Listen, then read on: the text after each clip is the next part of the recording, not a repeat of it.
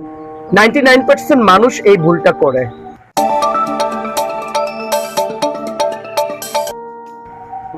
আজকে আপনাদেরকে এমন একটা গুরুত্বপূর্ণ কথা বলবো, যে কথাটা আপনারা যদি অক্ষরে অক্ষরে পালন করেন, আপনারা কোনোদিন পথভ্রষ্ট হবেন না, বিপদে পড়বেন না, আপনার শরীর কখনো খারাপ হবে না।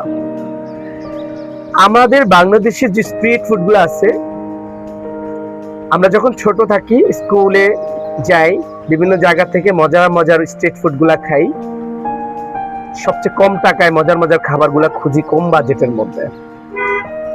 কিন্তু তখন আমাদের শরীরের অবস্থা খুব ভালো থাকে, স্টমাক অনেক স্ট্রং থাকে।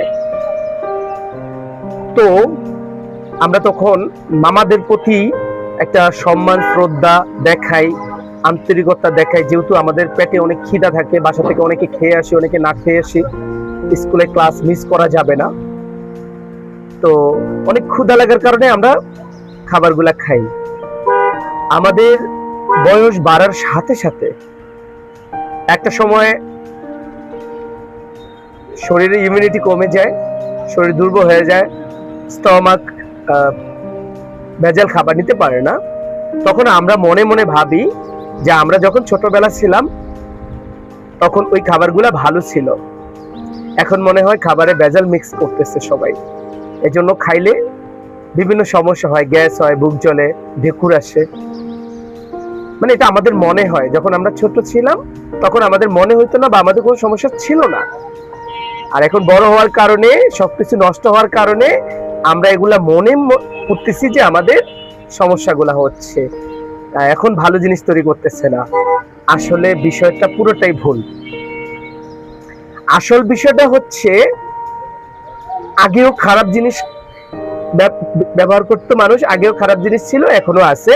তো আমরা আমাদের বডির যে কন্ডিশন, এটা নষ্ট হয়ে যাওয়ার কারণে আমরা নিতে পারতেছি না। এটা হচ্ছে আসল কথা। আগে ছোটবেলা আমাদের শরীরের শক্তি অনেক বেশি ছিল, সবকিছু হজম হয়ে যেত, কিন্তু ভিতর ভিতরে ক্ষতি করে ফেলছে। এখন আমরা ওটা পারতেছি না, আমাদের শরীরে নিতে পারতেছি না। ভেজাল আগেও ছিল, এখনো আছে। তাই এখনই উচিত, আপনার বয়স কম থাকুক আর বেশি থাকুক, যাচাই বাছাই করে খাবার খাওয়া। অ্যাটলিস্ট ওষুধ আর খাবারটা যদি দেখে শুনে বুঝে খাওয়া যায়, আপনি অনেক সেফ থাকতে পারবেন। না হয় আপনার বাংলাদেশের যে কন্ডিশন, যে স্বাস্থ্য মন্ত্রণালয়ের যে অবস্থা, লাগামহীন দুর্নীতি, বাংলাদেশের ভেজাল খাদ্যের যে অবস্থা, কন্ট্রোলের বাইরে চলে গেছে, মানে বাঁচা সম্ভব না। হসপিটালে বিনা চিকিৎসায় মারা যেতে হবে যারা গরিব মানুষ আছেন।